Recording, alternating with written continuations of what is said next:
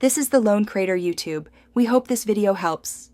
You begin by preparing the environment and hardware. This matters because sensors need consistent visual data.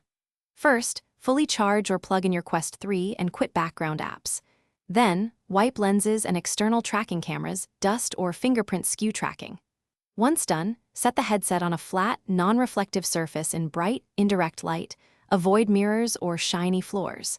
Now pick up your primary controller and power it on. The system will detect movement and anchor initial tracking. Next, you perform calibration and diagnostics to refine tracking.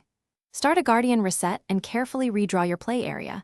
That establishes floor height and tracking boundaries, which helps the headset predict motion. While in pass-through, inspect each tracking camera for smudges or loose seams, clean or reseat as needed. Then open settings to repair controllers and check for firmware updates. Outdated firmware can introduce drift. If prompted, run the controller calibration routine. This aligns sensors between headset and controllers. You finish by verifying and stabilizing tracking. After any updates, reboot the headset to apply changes, then test motion in a basic tracking app or menu to observe latency and drift.